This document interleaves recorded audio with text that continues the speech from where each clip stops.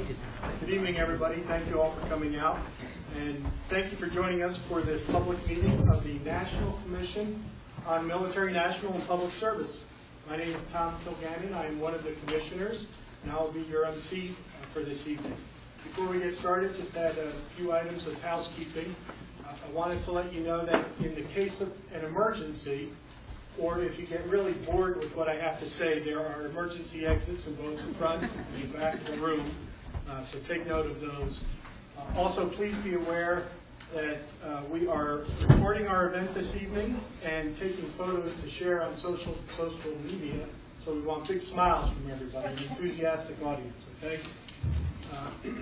As I said, I am one of the commissioners on this commission. I'm here with three of my fellow commissioners, and it's an honor for us to be here in Vinton.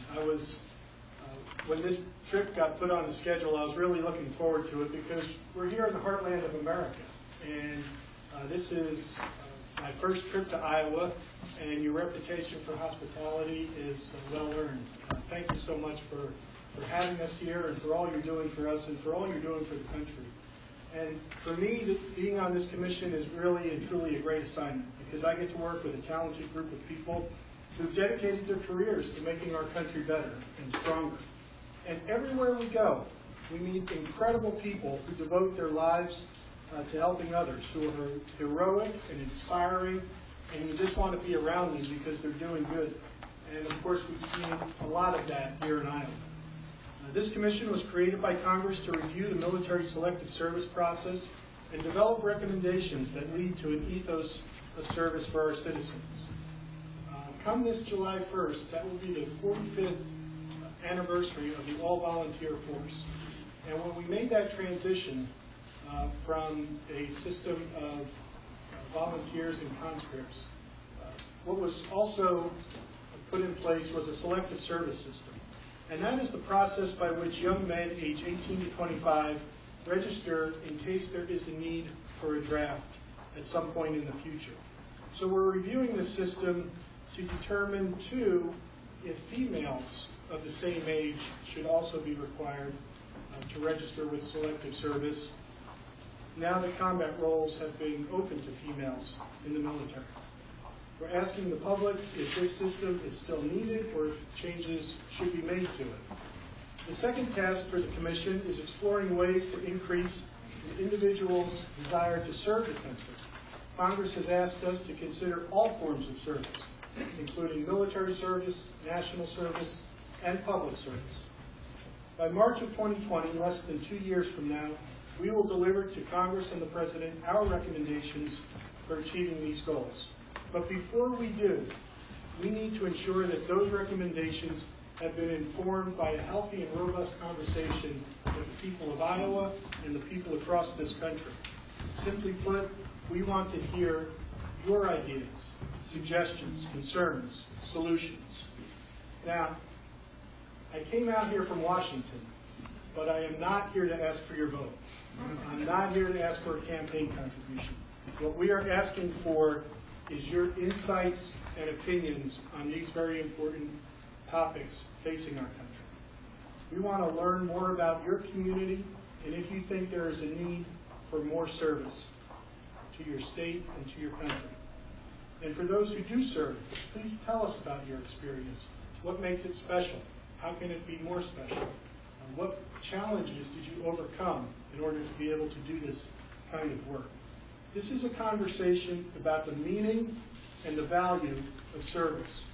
We want to know if the blessing of citizenship also comes with an obligation for each of us to give back. Iowa is a state known for its commitment to service. It's home to an estimated 11,000 military personnel, more than 200,000 veterans, 265,000 government employees, and 7,600 national service participants like AmeriCorps and Senior Corps. Now, when I say AmeriCorps, this table here is supposed to be quiet.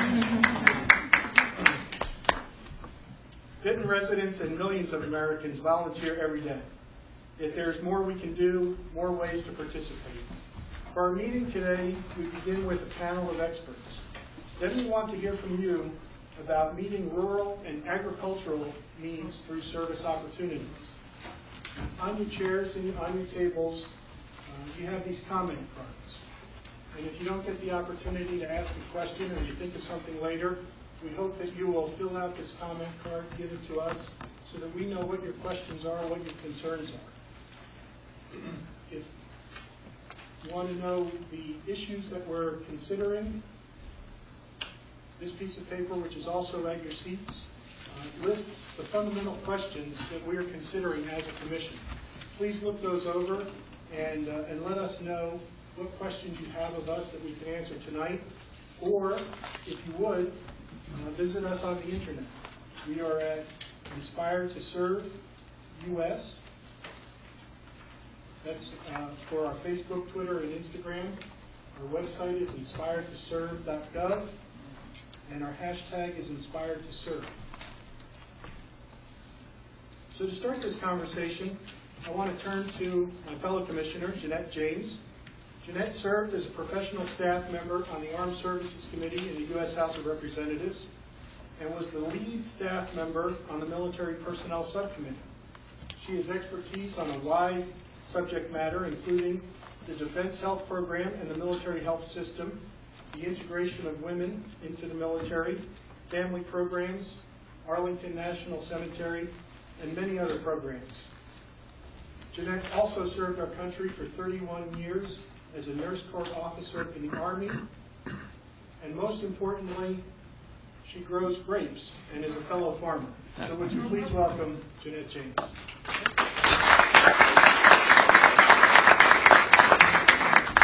Thank you very much, Tom, for that kind introduction. Can everyone hear me in the back? We don't have microphones, so if at any point we start to fade, just raise your hand so we know that we need to speak louder.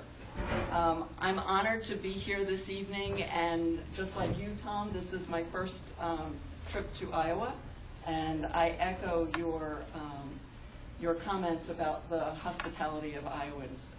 Our trip here so far has been extremely informative and pleasant. As Tom mentioned, the goal of the commission is to transform our conversations and your comments into a series of recommendations for you, the Congress, and the President to consider. We understand that service includes work done by volunteers, but it also includes those who serve in the military, as school teachers, in all levels of government, and in so many other jobs. So to kick off this discussion, we're joined by three leading experts who will discuss the current state of service here in Iowa and what the future of service might look like in Iowa and across the nation. So I'd like to introduce our panelists. First is Mayor John Watson, and I'm sure all of you Vintonites, I guess is a good way to say it, know Mayor Watson, who was the former mayor of Vinton for 26 years. He's also a retired postmaster of Vinton, so some of you may have known him in that capacity, and also a postmaster of Urbana. Welcome. Second, we're joined by Susan Hollenkamp, who is, you're right there, who is with Iowa AmeriCorps 4-H Outreach Program, where she's the director and manages a large intermediary program in Iowa. And third is Mace Huffman, to my right, who is the Veterans Representative to the state of Iowa. Additionally, joining us in our discussion are my fellow commissioners, Edward Allard and Alan Casey. And so a very warm welcome to all of you at the table and all of you who have come to join us tonight. So let's get started. As Tom mentioned, we have a set of questions for our panelists, and we'd really like to have a discussion. We plan for this to be in a dialogue, a discussion type setting for at least the beginning, and then once we finish with the panelists, we'll open the floor up to questions. So the Commission has recently defined its definition of service, and I'm going to read you what we have defined as service for our purposes on the commission. Service is a personal commitment of time, energy, and talent to a mission that contributes to the public good by protecting the nation and its citizens, strengthening communities, or promoting the general social welfare. So with that as our background for the definition of service, I'd like to ask the first question of our panelists. And that is, what are the community needs? What community needs are specific to Vinton, Iowa City, or other areas in the state? And what service efforts are most successful in meeting those needs? So, Mayor Wesson, I'm going to point to you first. I think that for small town Iowa, and I'm talking specifically about towns 10,000 or less,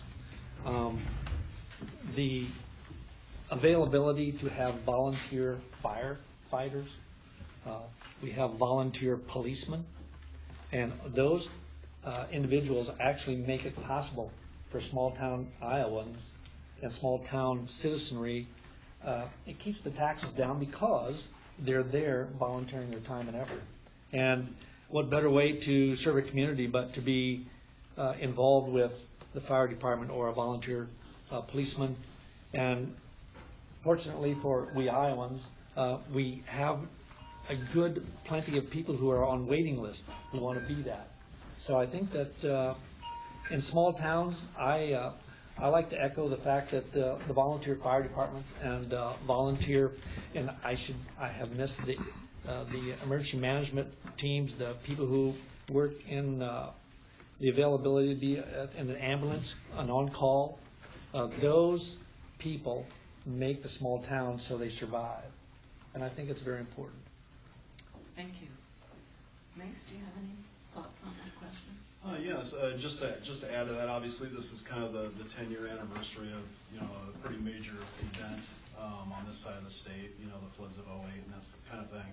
I was actually working a part-time job at the time at a local FBO at the Cedar Rapids Airport, so I got to see a lot of the military jets and resources come in to help in the logistical movement to really help with that process of surveying the damage and also kind of getting a plan in place as to how to combat Mother Nature, so to speak. And so just to kind of add to what gentleman over here had to say is I think having a good volunteer force in place to be able to step in and kind of step to the plate, so to speak, when we have those types of events. As we know, there was a great outpouring of like sandbaggers and that type of thing to really help build up, the walls and everything, so to fight the water coming in. So to continue on kind of that path of having a really good volunteer community, so that in the event of anything like that going forward, whether it be something similar to what happened in '08 or something new that may be kind of a natural disaster, we can call upon a lot of our resources at the community level to help with those types of things. Susan, are there other service efforts that you can think of that would help that are successful in helping in the communities in Iowa? Okay, speaking from a 4-H perspective for our program, placing members in rural communities in Iowa, and it just kind of piggyback on the volunteer base. And I think we talked about it in meetings earlier today too. It's sometimes just not enough in communities just to place an AmeriCorps member in the communities. We do a lot of youth programming and have the youth come, and that alone is a success. It is members, retaining volunteers, marketing to enlist more volunteers in the programs, and seeing communities come together. That way, maybe we're reaching parents who maybe hadn't volunteered in communities in the past. They hadn't seen a need for it. But once they see their youth, our child, participating in some of that programming, they start to see it as a need for themselves and see the greater good as in the communities as well. So it does increase the volunteer population that way as well. Great, thank you. So previous to this meeting, the Commission has held public meetings in Harrisburg, Pennsylvania, Denver, Colorado, Nashua, New Hampshire, and Jacksonville, Florida. Vinton, as a community, is significantly smaller than those cities that we've been to before and heard from folks. So can you identify some of the specific ways in which service impacts Vinton and maybe other small communities that you've been a part of or that you have experience with? And what are the biggest barriers? What are the most significant barriers to creating service opportunities in small towns or rural environments? You want me to start? Please. Okay.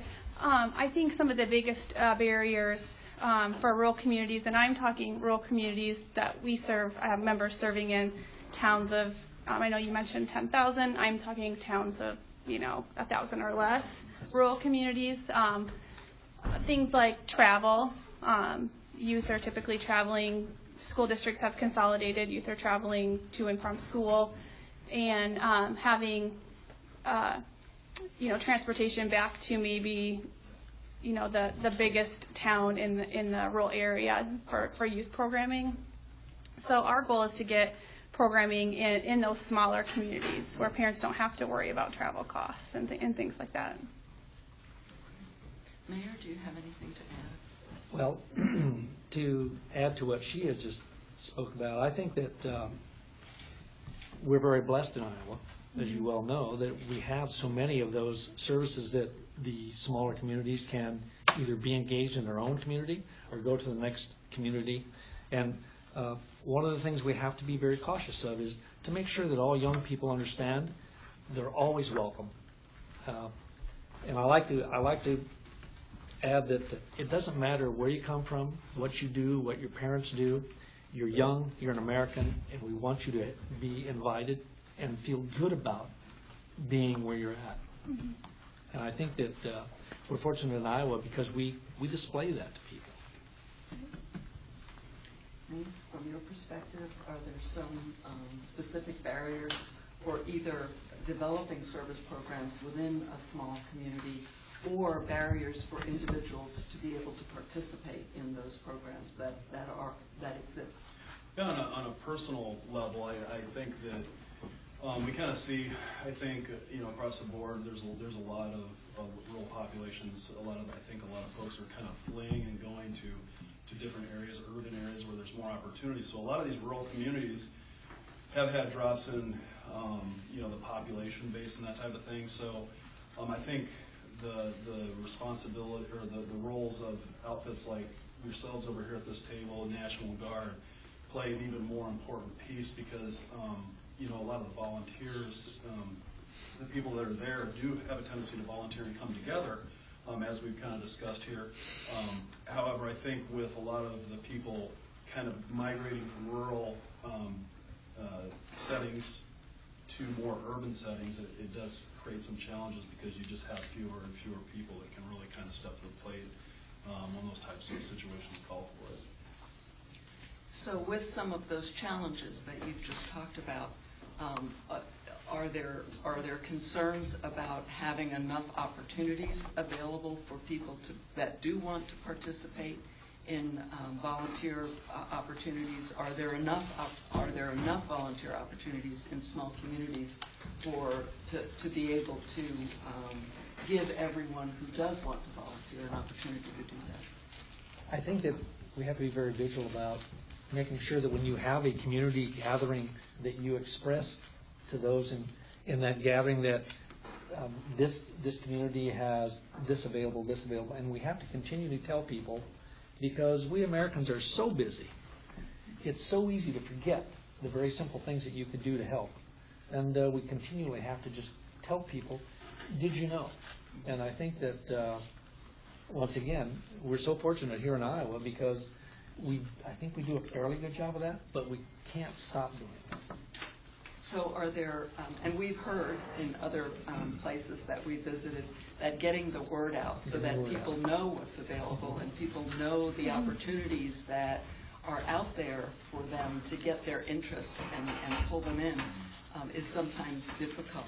So you just said that talking about it at each community gathering. Are there other ways that you in your job and Susan in yours that you find particularly successful to be able to get the word out so that people do know about the opportunities to volunteer? Sure, and just to kind of piggyback on what you had said, in community meetings, we make sure that we're doing as much PR and getting, letting 4-H members know during all the 4-H meetings that we have. We have state conferences, we have local club meetings, we have listservs that go out in emails, to let folks know across the state what kinds of volunteer opportunities that we have through the state 4-H office here in Iowa. Mesa, there are certain strategies that you've used that's been successful? Yeah, I think having kind of a mixed marketing platform. I mean, obviously today, social media plays a huge impact with, a lot of the younger generation. I found in previous positions where I was a recruiter, I actually had a tendency to get the follow-up back from my potential student that I was reaching out to if I texted them versus if I called, left a voice message, sent an email. So I think it's really important to really know kind of how to hit all angles and to really get the word out there in a lot of different ways, whether it be like kind of town hall type meetings like this, or like a big mail merge that goes out to a lot of folks. Really kind of, getting the word out there and sharing it with all levels so that you can have a greater outpouring, because it's really kind of a numbers game when it comes down to it. So. Thank you. So a recent study published by professors at Iowa State University suggested that Iowa is suffering from a net loss of highly educated, highly skilled workers due to a lack of jobs. I see some heads nodding out there. So from your perspective, how can service opportunities translate into professional opportunities for workers across the state? I think I'll use AmeriCorps as an example. If memory serves me right, I believe those who go through AmeriCorps for 2 years get a school voucher that they can use. I think I'm correct in that. And I think that one of the things that is not given enough opportunity are the electricians, the plumbers, all of those service jobs that it's hard to find people that want to do that, but yet there's going to be a great demand for those. And if we could figure out how to get more schooling for specific job type entities like electricians, plumbers, just so many things, heavy equipment operators. If we could get a way that a person could continue working for AmeriCorps and then maybe learn in AmeriCorps or in some group what they'd like to be involved with, I think it'd be a great thing. And so once again, I'm all for AmeriCorps, and I think that that experience is wonderful, but the most important part is the fact that they get that school voucher. Not to say the hundreds of thousands of dollars and hours that they spend is so greatly appreciated by the people that they help. And normally when I talk to those young people who come in the first day at AmeriCorps, I always tell them that if thank yous were $1 a piece, every one of the AmeriCorps people would be millionaires when they left. And I think that we have to continue to tell young people and promote all of those. We can't all be doctors. We can't all be politicians or whatever. We do need those other jobs, and there's a good livelihood to those other jobs, but I wonder sometimes if we miss out on people who would really go that direction if they had more people telling them about it. I'm not exactly sure how you would do that, but I think it'd be cool. Thank you. Susan, you've had extensive experience with people who have served in the various programs. So do you see their service translating into professional experiences later on? Yes, we do. We do see that.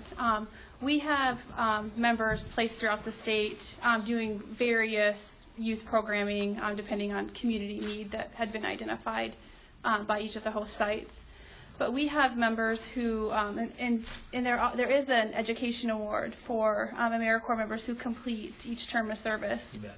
up to 2 full-time education awards can be in our program.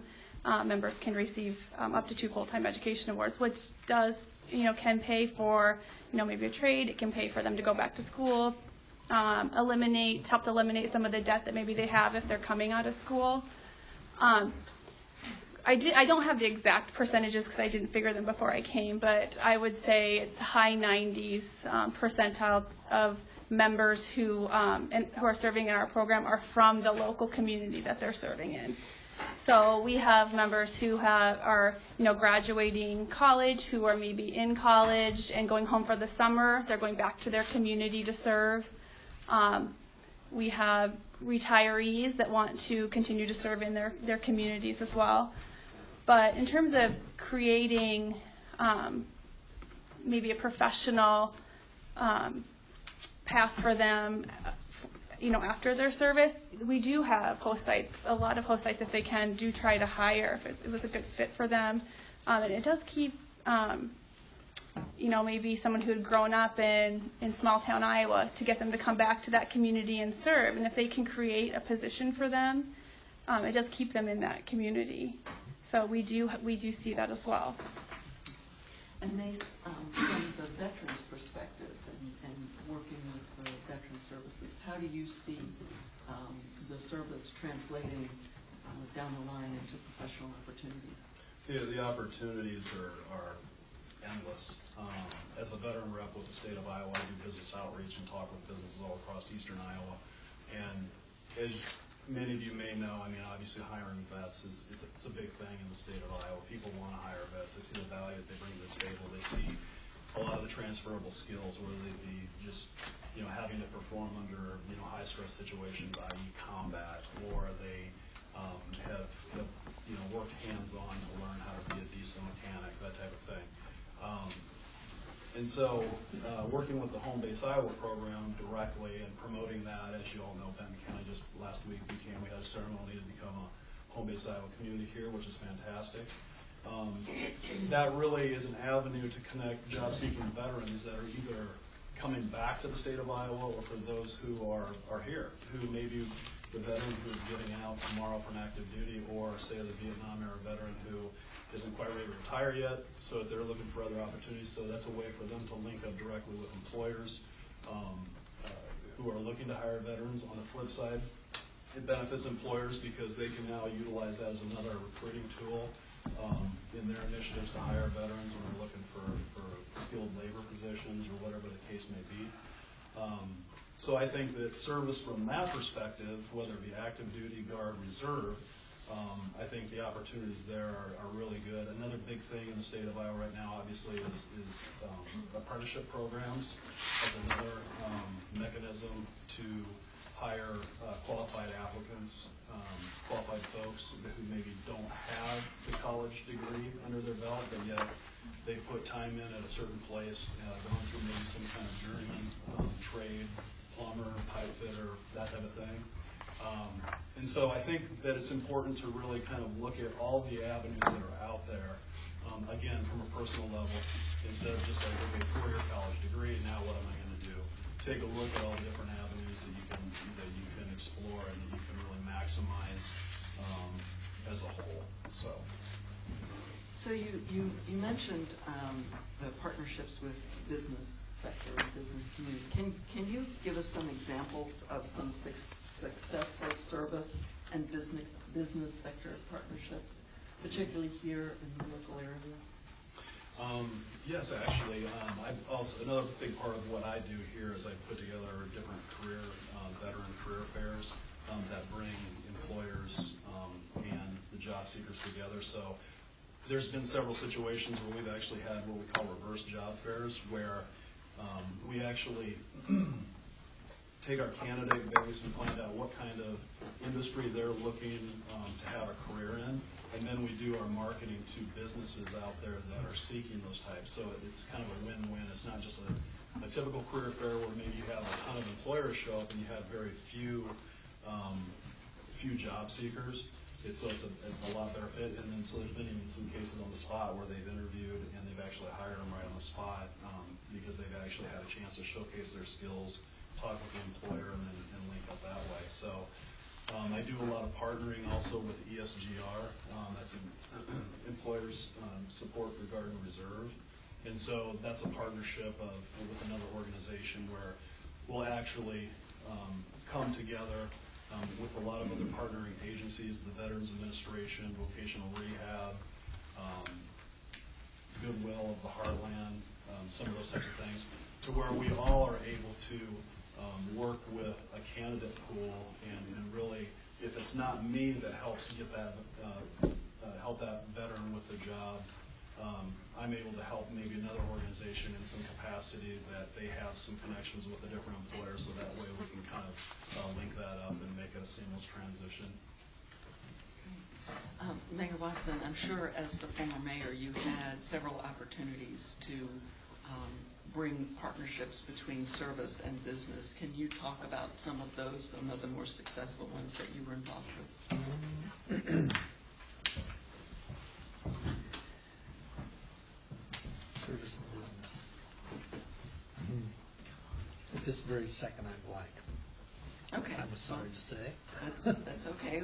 I'm going to go down the line and ask Susan if you, in your work, if you had any service business partnerships that were successful with the folks that you work with. Sure. And I'm going to be speaking on this much smaller scale than what you had just spoken on in terms of a job fair or something, but I'm just thinking of our local host sites.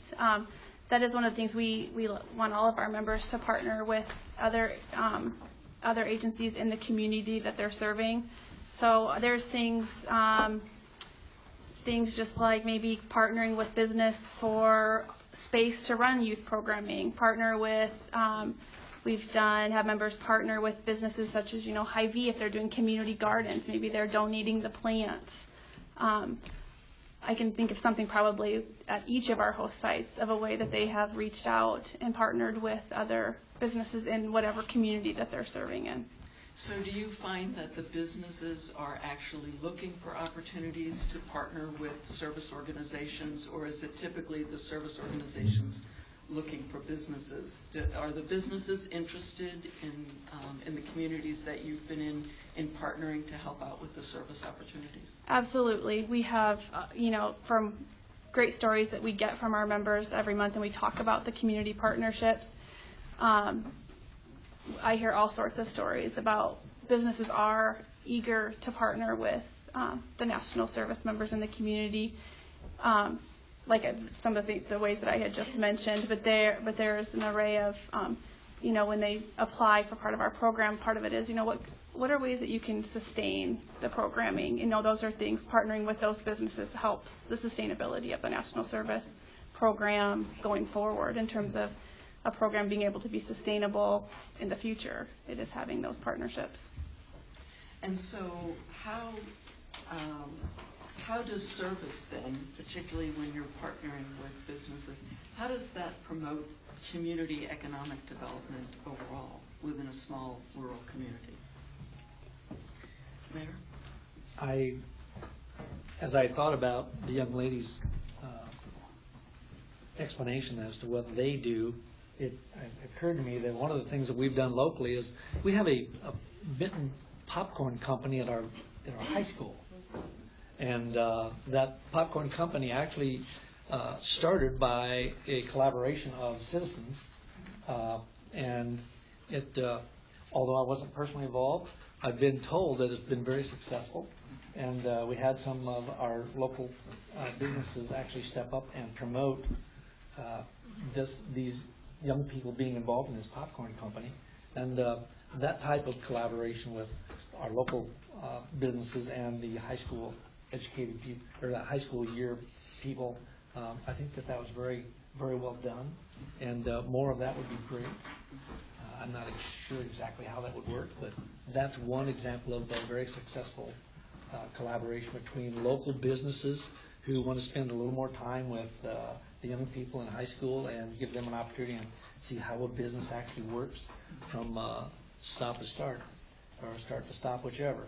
And they did a great job. So do you have any recommendations for how to leverage service opportunities to retain and attract young people. Susan, I think you touched on that a little bit about the sustainability, but what are some of the recommendations that you could offer for how to leverage those service opportunities to retain the young people that you're looking to bring in? Susan or Mayor or Mace? Are you asking about the young people as the youth that we're serving, or the members, the National Service members in the community? I just want to make sure I'm understanding what exactly you're asking. Those folks that do want to serve. Okay, and keeping them in the communities. Yeah. Okay, like and keeping them in service. In service. Maintaining that service ethic. Okay. Okay. For a period of time. You know, I think I talked about this a little bit earlier too. I think part of it is planting that seed for youth very early on. And we have some of our National Service members who are placed in school districts here in Iowa.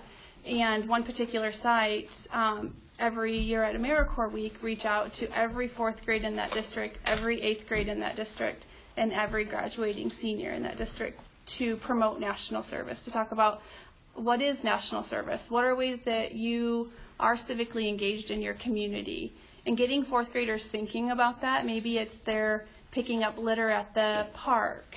Maybe it's just ways that they are civically engaged in their community, and starting to think about how that is service to their community and what are the payoffs for that.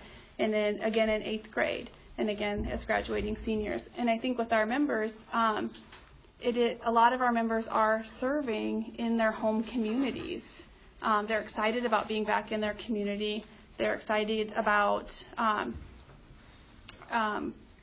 getting new volunteers, getting youth involved in programming, that they're really excited about those things. And if, like we talked about earlier, what are ways that we can keep them there? And it would be, host sites hiring them on. Maybe they start some sort of a program. Are they partnering? Maybe school districts are going to hire, different kinds of positions based on what their national service is at that specific site. So it is just getting the members back to their community, and typically they're very excited about being in those communities and being civically engaged in those communities is why they go back. Mm-hmm. So, Mayor, do you have any thoughts on how to retain and attract young people with the service opportunities or through the service opportunities, and really foster a culture of service in young people? I think that the communities, small town Iowa, they have to come of age, so to speak. One of the reasons why I retired. You have to be engaged with young people on their level, and you have to be able to speak the language and do the things that they're wanting to do, not necessarily what their parents did. So change is good, and what you offer is a big thing for the young people. But I really believe that a lot of young people go out to these big cities. They live there for a while, but a lot of them come back to the small communities because they want their children to have what they have. And that is a safe environment, loving family, a community who welcomes them at every event. And if we can just maintain, I think it's a plus, but there's a lot of opportunities outside small communities. And we shouldn't, maybe not try to get them to stay, but try to get them to understand they can always come back. Maybe that's more important, I don't know. So, Mace, from the veterans standpoint, the veterans community, with the people that you serve and work with, do you find, or can you talk about when somebody serves in the military, is it whether that was their first opportunity in service or because they had served in their communities when they were younger? Do you see that there's a tendency to continue to serve in some capacity once they've finished with their military service and come back to the communities and serve their community? Yeah, I really do. I work with veterans every day who, in every capacity, whether they be like yourself, veterans who are in partner with or in the actual employer. or it be the veteran who, like I said earlier, who's just getting out tomorrow from active duty, that type of thing. So I think that when an individual has served in the military, again, whether it be active duty, guard, reserve, I do think that there is something that's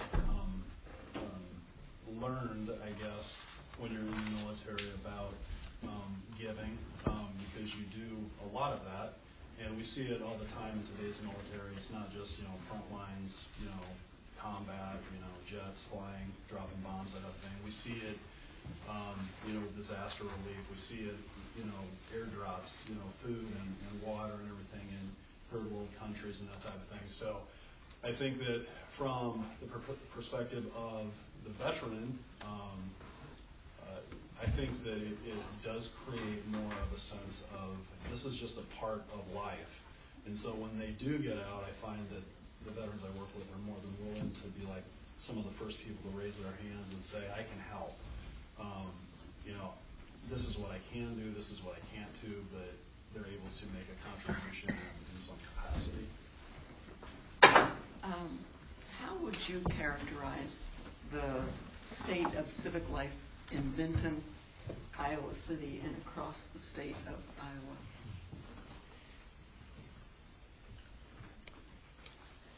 Personally, I think we do great. I really do. I think that any person who is looking to help someone is a volunteer. I think that any person who accepts help will in turn volunteer themselves. I think that but it's that way all across the United States, I believe.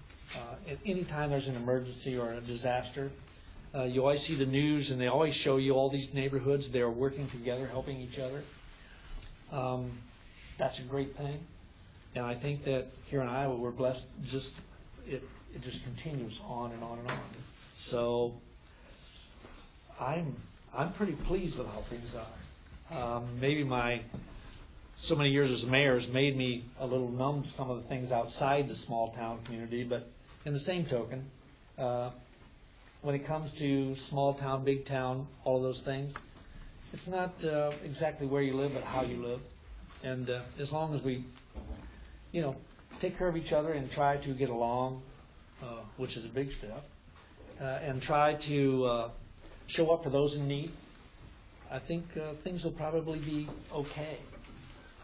That isn't what you see on the news every day, but I'm going to continue to hope that way.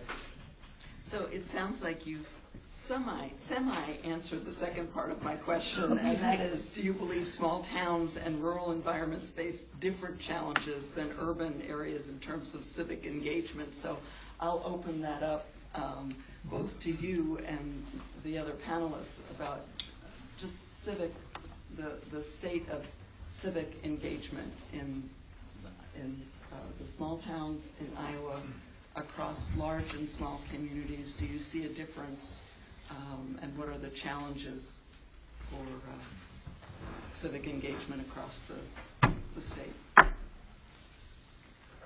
I think in big towns, I shouldn't say this out loud, but everybody who knows me, I usually say it how I believe it. I think in the bigger communities, people who have better success tend to be those same people who can have the time, the energy, and the finance to volunteer more. I think that we're fortunate in small towns because statistically the numbers, we just don't have those big groups of unfortunates. In big cities, I think it's hard for someone who is on a minimum wage. Both parents on a minimum wage with 2 children can't possibly make it. And yet, would they volunteer if they could? Absolutely. But I think time restraints is one of the biggest issues that they have. It takes every waking moment to feed the family and make things work on a normal basis. Thank you. Susan, do you have? No, and I'm just kind of piggybacking what you said. There are a lot more resources in the urban areas. People are able to volunteer more. Just there's maybe they're in a better spot financially. Maybe they have more time. And in the small communities that we have members placed at across the state, the folks who are volunteering in small communities are volunteering because they want to. They have a vested interest in that community, in the youth in that community, in adults in the community, how things go for that community as a whole. They want to be civically engaged, and they really have a vested interest. And sometimes it is just reaching folks in the community who aren't currently volunteering, and just doing an ask. Do you want to help with our program? Here's what we're doing, and getting the word out. I think that's an important piece, is to remember to continue to educate, talk about national service and your programs, and to remember to do the ask. Great, thank you. And so my final question is, as you heard Tom mention, part of our mandate is to make recommendations on whether women should be required to register for selective service, particularly now since the Pentagon has opened all combat positions to women, and then be available for the draft if it's ever necessary to institute a draft in the future, as does the 18 to 25-year-old male in the country who has to register for service. So I'd be interested in your thoughts on that. Mayor, I'll start with you.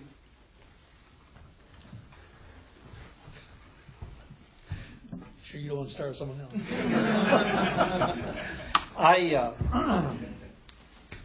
I'm an old Marine. Yes, if a female wants to be in the Army, let them. If they want to be in combat, let them. I think that each person has a hero inside themselves, and it doesn't matter whether you're male or female, and it doesn't matter if you're the nurse that's helping that person that's coming back from the battlefield, or you're actually that person in the battlefield. I think that, it's an individual, it's a blessing, in my opinion, to be able to go out there and defend the right thing to do in a lifetime, and that's to take care of the people in need and to take care of your fellow citizens and to fight for freedom, because there's a lot of countries around the world that don't have that opportunity, and I think that we need to let everybody have their choice. And I think it's okay to have the young ladies have a choice. I don't know if you voluntold someone that they have to do the draft, I don't think it's necessary to do that yet. I think that we would be virtually amazed if you said, young ladies, we're asking for volunteers to sign up for the draft if in case we need one. I think that the world might be extremely surprised how many young ladies will do that. That's my 2 cents. Thank you. Nice. I agree with John. I think that by all means, it's kind of an all hands on deck type of thing as far as I'm concerned. As we all know, sitting in this room, the landscape has changed. This isn't, Ozzie and Harriet era America anymore, right? Everybody has a contribution that they can bring. There may be a need. At some point where we might even get to the point, hypothetically, again, this is my opinion, might get to the point where now we're talking about allowing people back in the military who are only, 16, 17 years old again at some point. I hear stories all the time about like, oh yeah, I lied about my age, I got in and off to Vietnam, I went. I think that, there's all kinds of things out there that you could conjure up that could possibly happen, that could be maybe of benefit. There's a lot of people out there on the street that maybe don't have a lot of valuable skills that if you said, hey, well, what would you think about actually going into the military and doing X, Y, Z for a career field? There may be people that would be like, send me to the front line right now, I want to go.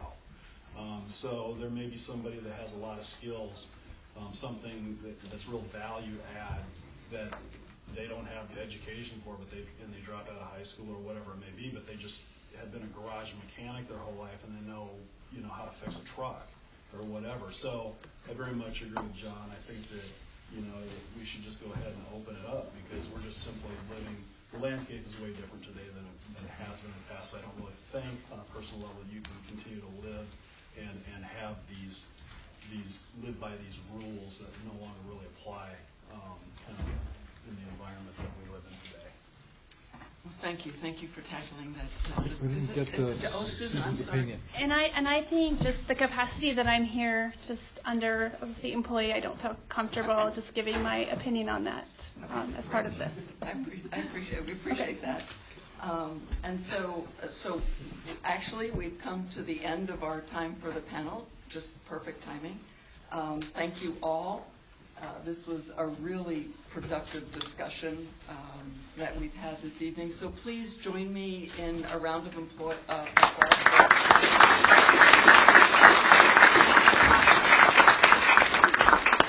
So now we're going to involve the rest of the group that's here.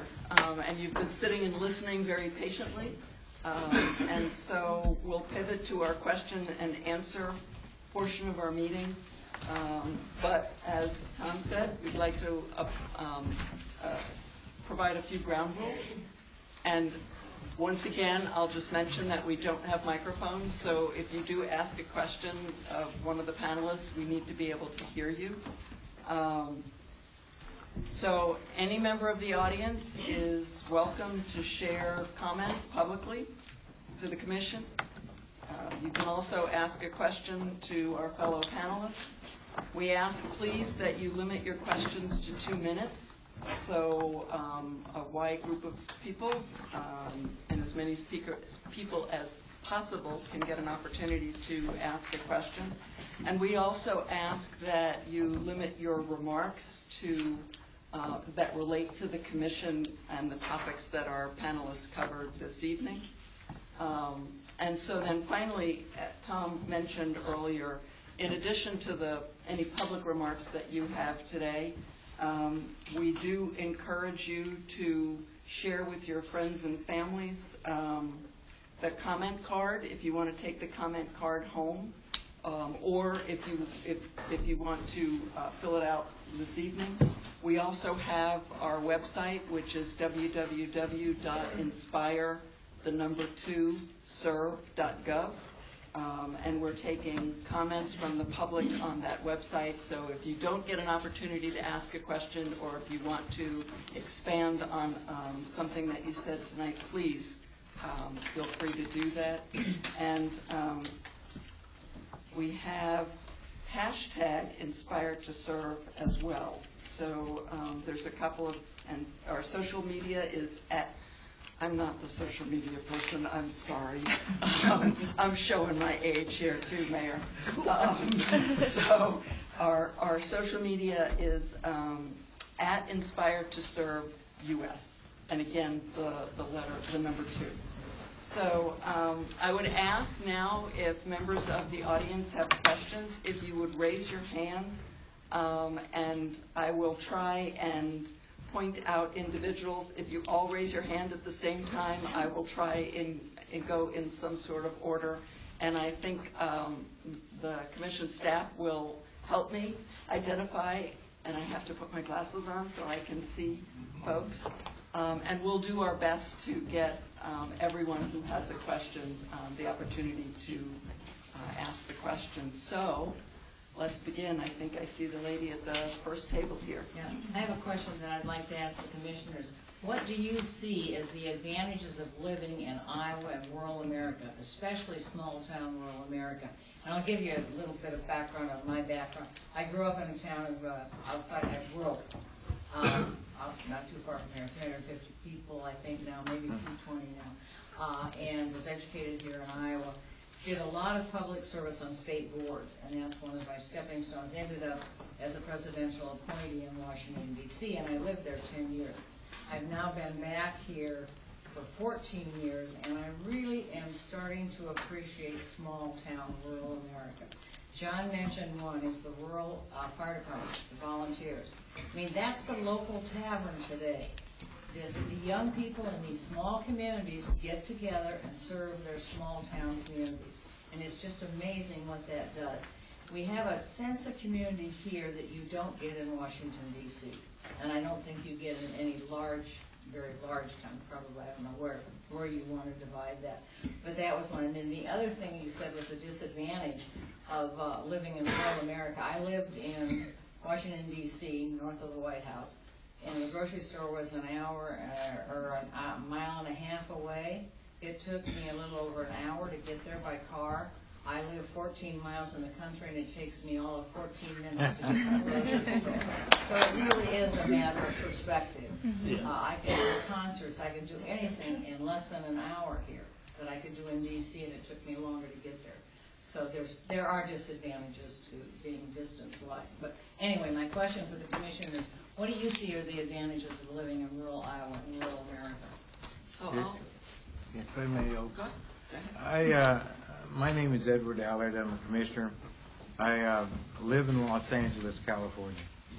So don't tell me about traffic, okay? I'm so envious of you. We drove in from Cedar Rapids, and I think we saw 5 other cars on the road.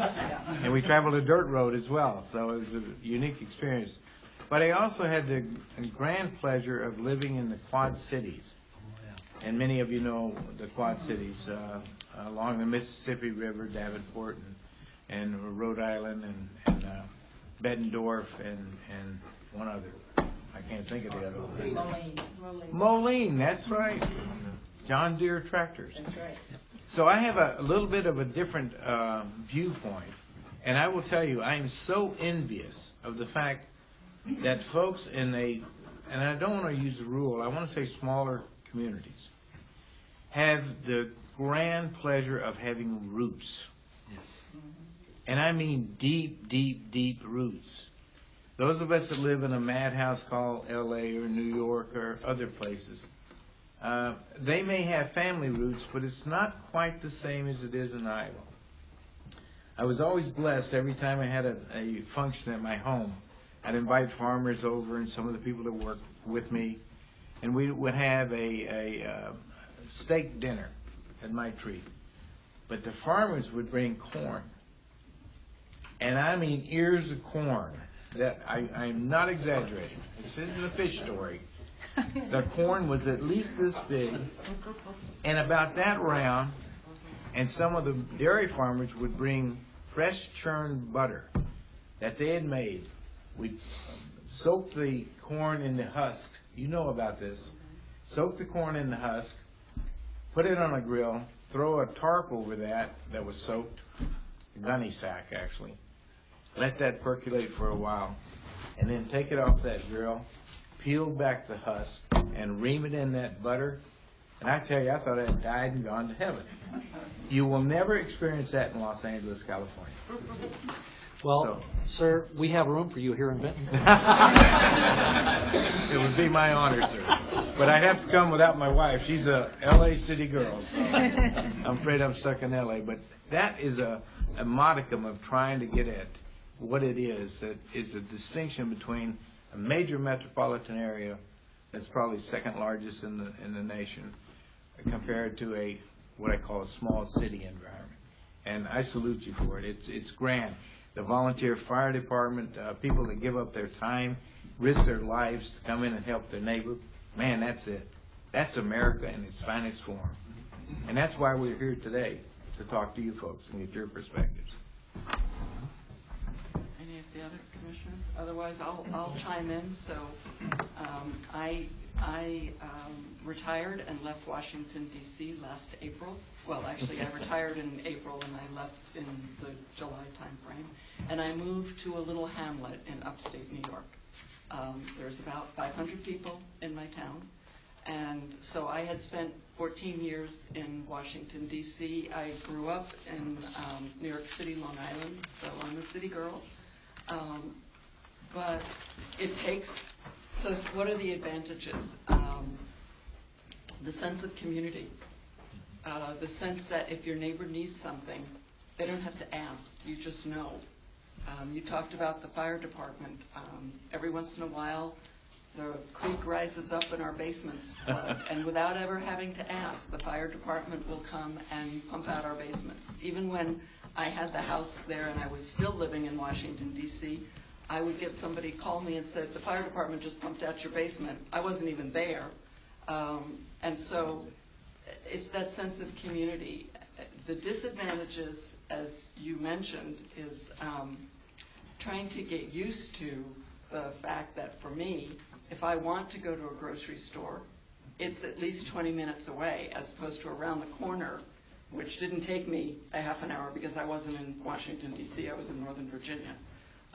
And so I have to kind of rearrange my day to know that I have to drive 20 minutes.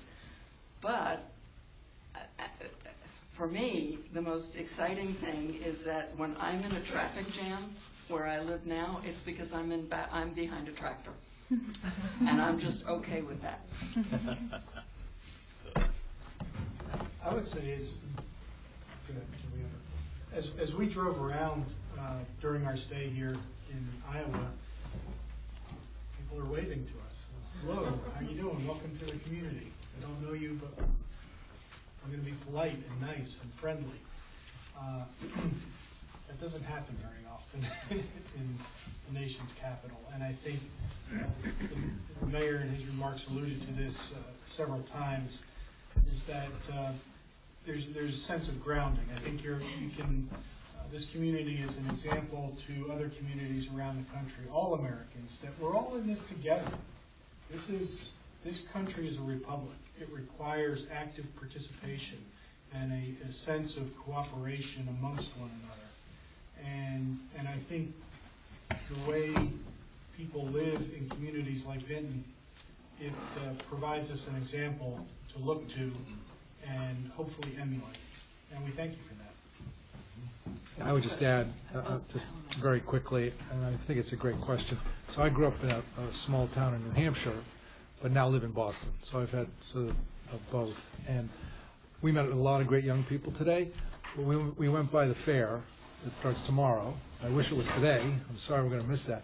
But we met the Queen, who's going to be transferring, Queen of 2017. And so we're just talking to her and asked her, what do you like about living here? And she said, it's a helping culture. And she said, you don't have to ask people. If somebody needs something, people just turn up and help. She told a story. She shows horses. She's been doing it at the fair. She said when she was a little girl, I think maybe she was 10 years old, she lost her horse. And she said 3 dads showed up. Her dad and 2 other dads. But she said 3 dads. And I think the message was she felt like she had 3 dads who rallied around her right away, helped her find her. And that was just spontaneous. I mean, we met with a lot of, we met people who were doing NCCC and other programs. I want to definitely hear from the Reading Corps folks over here. But, and I think that's really true.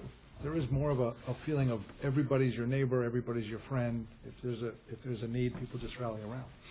And it's a real privilege to be here. To the big cities and solve some of the problems in our schools where kids don't feel connected.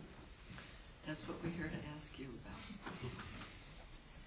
So thank you for that question. Ma'am, in the blue. Yes, I live here, but I also work in Iowa City with the Senior Corps, the RSVP program down there. And you mentioned Goodwill, and that really kind of brought a mention to me about a program that I have talked.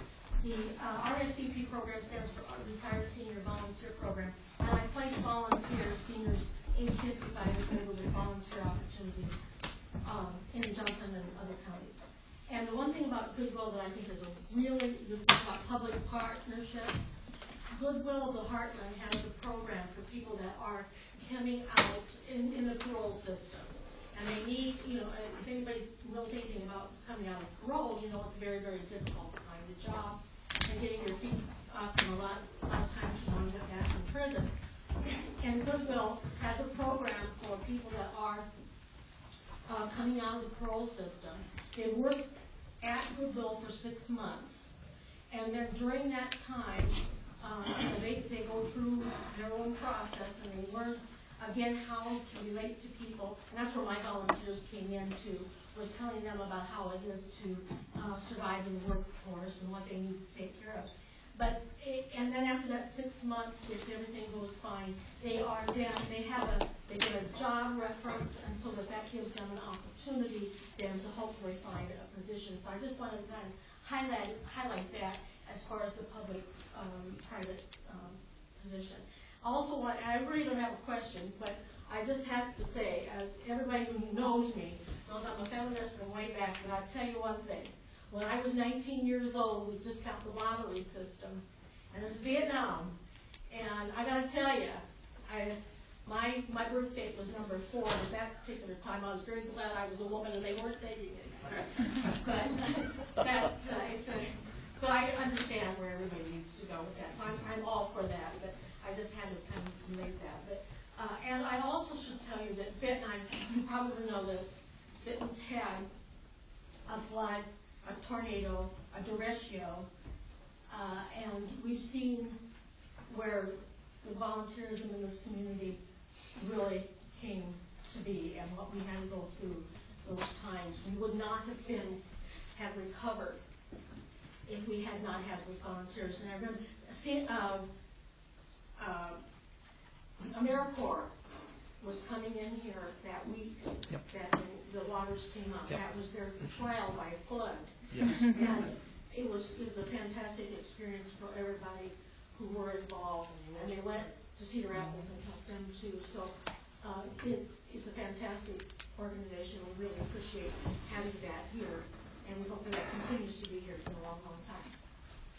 Thank you. Sir, in the back, with your hat. My mother always taught me to stand up when I talk. My name is Bob Peter. I live in Davenport. Oh, good. I'm a 6th generation Iowan. I guess to say that we live in rural Iowa to me is a misnomer. There is no rural anything anymore.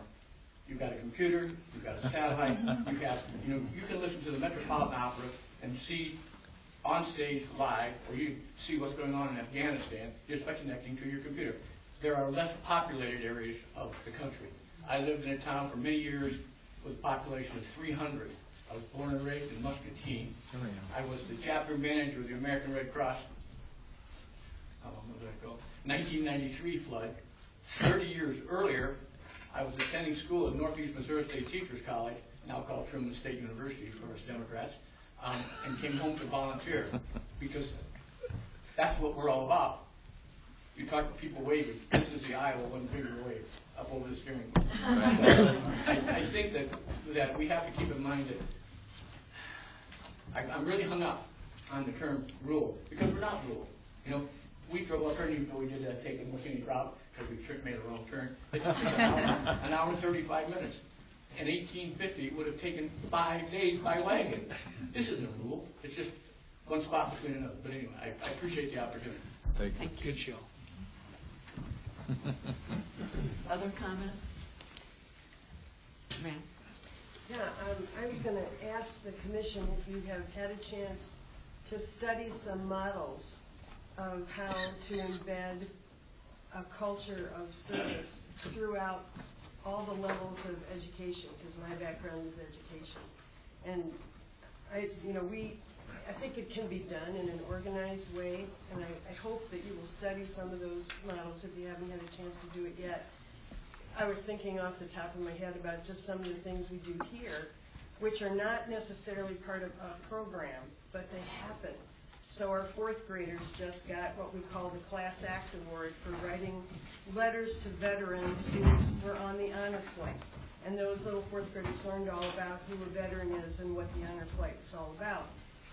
They learned a service opportunity there when they did that.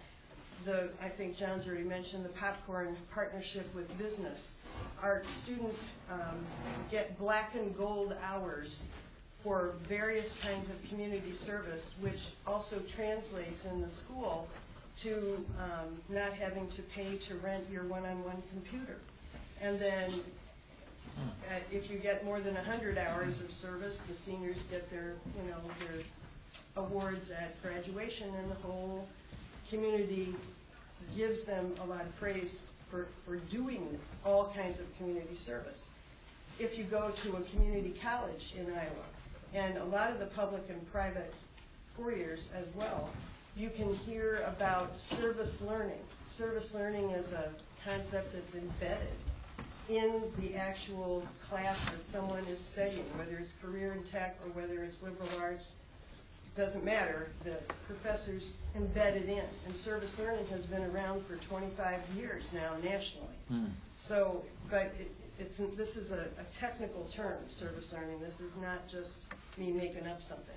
So I'm hoping that you know, like our backpack program and our summer lunch programs and all the things that happen around here are the kinds of things that could happen nationally.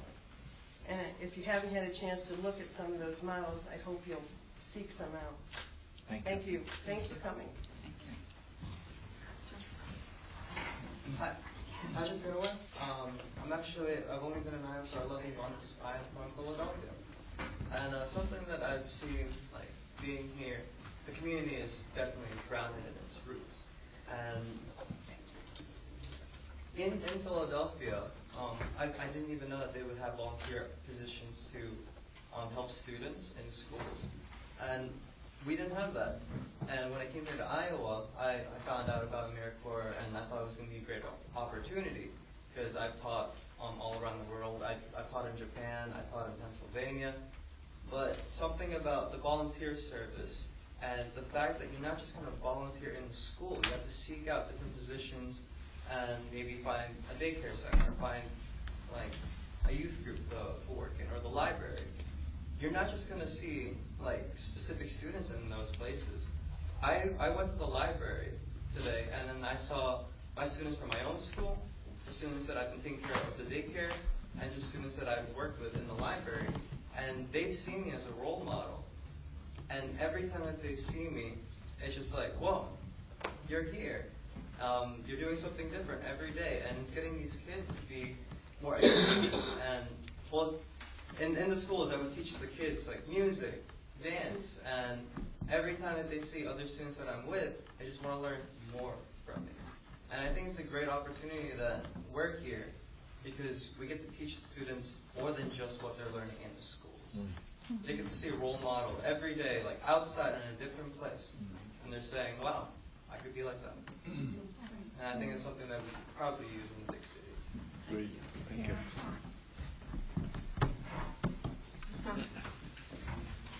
I was a Peace Corps volunteer from 1970 to 1972 in Central Vinton, and it was a great experience. And I think that sort of experience should be available to anybody who wants it. And the culture of service that we've been talking about, volunteerism, I think there's a conflict between that goal and the selective service system, which is, of course, mandatory, tries to be universal, is compulsory. I think the selective service system for 45 years has not fulfilled its purpose of providing people to the military. I think a culture for service would be easier to develop if the selective service system was simply abolished in its current form, and that those resources would be used to develop programs that had clear goals, had good administration, had inspiring leadership. If we would devote our resources to that kind of thing, I think lots of people would volunteer. But if we coerce people into these organizations, I don't think that's going to work. And I know for sure, if you were in the Peace Corps and you didn't want to be there, things would not go well. I can assure you of that. So my question, I guess, and as an opinion, does the selective service system, as it's currently operating, inhibit a culture of service from developing?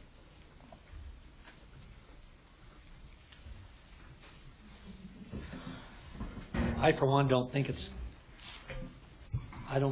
really a bad scenario. Selective service and service to your community, of course, I'm 66, so I identify completely different from one service to the other. I could see where it'd be possibly confusing for young people. But the thing is, how do we get people to understand all these things when a lot of people really believe that everything on Facebook is true? I mean, come on now. I think that one of the things that selective service, as far as military, that's something that you learn at home, I think. I don't think you can scare people into going into the military. I think you have to ask them. And I think, once again, I think that America would be very, very pleased and maybe surprised in some cases. Open it up to them. Open it up to the young women, the young men, and give them an opportunity to at least try, and let's not shame them if they can't manage that. Let's not shame them if they can't make the grade to stay in the military. Back in 1969, 70 and 71, when I was in, one of the last duties I had was to march the people who were out on dishonorable discharges. We marched them all the way down to the front gate. Black pants, white shirt, and black shoes with no socks and no belt. And I wondered then, heavens, they couldn't do that, but was that the right way to send them off? To tag them for life? I don't know. But some people just can't do that thing. And I think, of course, maybe it's different now. Maybe they do let them out easier. I don't know. But that stuck with me for, as I say, I'm 66 and I got out when I was 20 years old. It stuck with me a long time. I think, you raise it's an interesting question, and I think one of the challenges that we have as we go around and discuss this with Americans is the understanding between voluntary military service and compulsory military service, potentially. And when you talk about selective service, I think in many people's minds, they maybe don't fully understand that females currently have the opportunity to serve in the military, serve in combat if they wish to. That's open to them right now under law. But selective service is a registration system that potentially, if the draft was reinstated, would compel them to serve. And we're trying to figure out where people's opinions lie between those two extremes. The desire of some to go ahead and serve because that's what they want to do, and on the other hand, forcing or compelling females to participate in military service through a draft, should it come to that. Yes, sir. The guy from this table, I was number 26 in that first lottery. I was a conscientious objector to war. I was not willing to serve on a compulsory basis. I was then and am now absolutely for the ethic of service, the culture of service, the lifetime of service. And I was very fortunate. A lucky benefit for me from coming to these views was that I ended up marrying a Mennonite woman. I wasn't raised in that tradition. But we served under the Mennonite Board of Missions and then with the American Friends Service Committee, assignments in Stockton, California, Hannibal, Missouri, Chicago. And this opened up a lot of opportunities for travel and learning. And I ended up enjoying a career in a number of nonprofits. I met this guy in 1982 when I went to work in Muscatine, Iowa for the Stanley Foundation, which works all over the world, particularly around Congress, around the United Nations. And I got to staff a conference in New York City across the street from the United Nations where the founder, Max Stanley, addressed a bunch of congressional staffers and said, we live on a very small planet. You can conduct your foreign policy from the Potomac, from the East River. We prefer the Mississippi. It's all the same water. It's all the same little planet. And so I was really fortunate to enjoy a career like that, but I think it gave me insights into the difference between service and the service. This young man spoke about role models. We have role models in every community for the guy who got a ticket out of here through the military. So as I was thinking about what's the opportunity in rural communities, well, for a lot of people, it's a ticket out of here. It's a chance to go somewhere, a chance to go experience something. Throughout my career, I've been noticing this difference between the service, which is expected, if not compulsory, it's honored, it's compensated, it leads to careers. Tough as it may be for veterans to transition to civilian careers sometimes, you do see career paths there. I was able to represent the United States as a delegate to the last of the U.S.-USSR Chautauqua dialogues in Moscow before the end of the Soviet Union. And the U.S. Information Agency top Soviet expert who was at Grinnell College in Iowa before he went to Washington agreed that our foundation should be involved in this, and I got to be a delegate. He said, "What commission would you like to be on?" I chose conversion of defense industry, and I think it was a very comparable. The investment, the sunk investment, if you will, is all in National Armed Forces, weaponry, soldiers, and the other stuff, the alternatives, looks like volunteerism, looks like not careers, looks like poorly funded. Anyway, I didn't intend to make a speech. I wanted to, and I intend to write something for your commission. I wanted to simply get one sentence into your record. John Kennedy, when he was a young veteran and was working as a journalist, attended the creation of the United Nations in San Francisco in 1946. And he wrote to a friend, "War will exist until that distant day when the conscientious objector enjoys the same reputation and prestige that the warrior does today." I just want to put that one sentence into your record. Maybe you can hope that you adopt it as part of your mission statement. And the thing I would appeal to you about is that you elevate all these other role models so that if we, I don't want to see a draft again, but if we get there, that there are opportunities.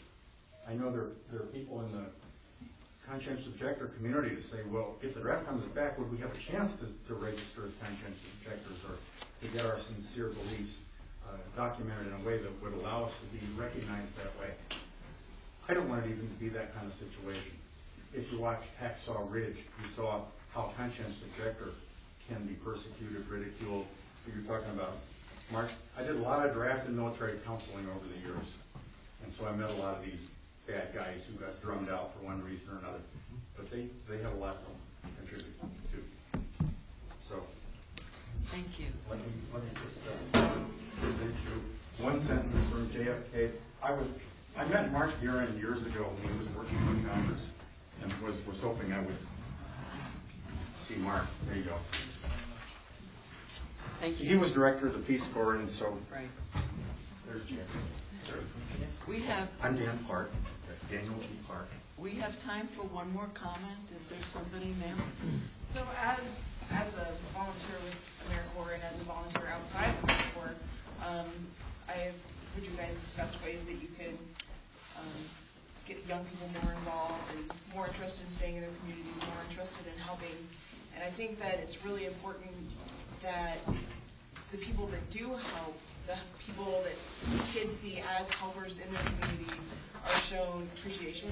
So people like their teachers, their volunteer firefighters, stuff like that, being able to see them sort of get uplifted, like he said, or given that prestige, would really inspire them to follow those sorts of paths. So I think that harboring in community effort for appreciation for all of the people that help their communities is very important. Thank you.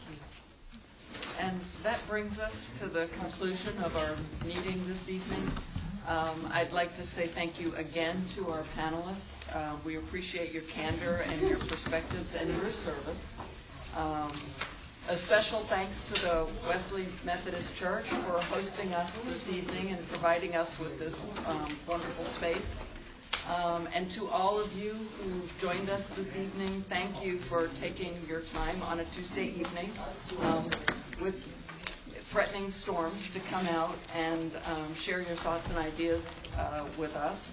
It's definitely our honor to visit the locations across the nation where we've been and where we're going from here to gather your input, your ideas, and your recommendations on ways to encourage and inspire more Americans to serve their country. So throughout the rest of this year, 2018 and 2019, the Commission will be visiting locations across the nation for a series of events and public conversations. From here, in fact, tomorrow we go to Chicago, and we'll be talking to folks in Chicago. And then in the coming months, we'll be visiting Texas, Tennessee, and California. And so we hope that you've enjoyed the public meeting this evening. And please don't forget that the Commission is accepting comments both on your cards and on our website. And so please join us in spreading the word to your friends that if you talk about your experience here this evening and the meeting that we had, and they would like to share their thoughts and ideas, please direct them to our website. Once again, it's www.inspire2serve.gov. And with that, thank you very much, and we look forward to hearing from you.